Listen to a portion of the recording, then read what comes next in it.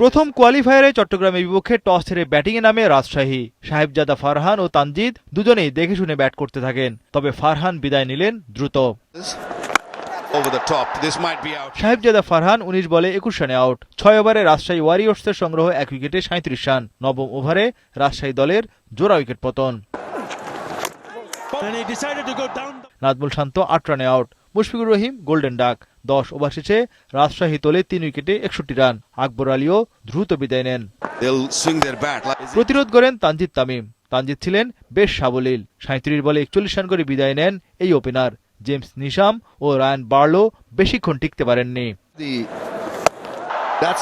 এতে ৯৮ রানে ৭ উইকেট হারায় রাজশাহী। চরম বিপদে দলের স্কোর সচল করেন আব্দুল গাফফার সাকলাইন। ১৫ বলে ৩২ রানের ছোট্ট ক্যামিও ইনিংস খেলেন তিনি। শেষ ওভারে ৩ উইকেট হারায় রাজশাহী ওয়ারিয়র্স। এতে ২০ ওভারে ১৩৩ রানে অল আউট হয় তারা। চট্টগ্রামের শেখ মেহেদী ও আমির জামাল দুজনেই নেন ২ উইকেট।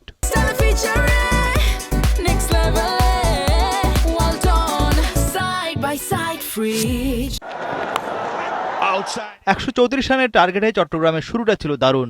নাঈম শেখ ও মির্জা বেগ আস্থার সঙ্গে ব্যাটিং করেন। পাওয়ার প্লের ৬ ওভারে চট্টগ্রাম তোলে বিনা উইকেটে ৩১ রান।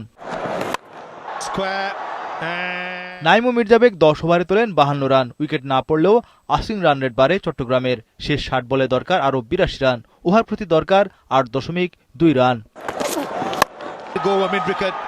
ওপেনিং জুটিতে ৬৪ রান তোলে চট্টগ্রাম রয়্যালস। নাঈম শেখ ৩৮ বলে ৩০ রানে বিদায় নেন। তবে মির্জা বেগ ও হাসান নওয়াজের ব্যাটে চালকের আসনে থাকে চট্টগ্রাম।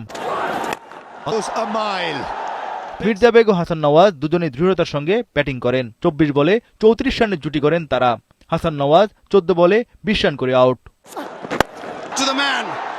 ব্যাটিংয়ের পর বোলিংও সফল আব্দুল গাফফার সাকলাইন। আসিফ আলী ৮ বলে ১১ রানে আউট। সাকলাইনের দ্বিতীয় উইকেট শিকার। ১২ বলে চট্টগ্রামের দরকার আরও ১৯ রান।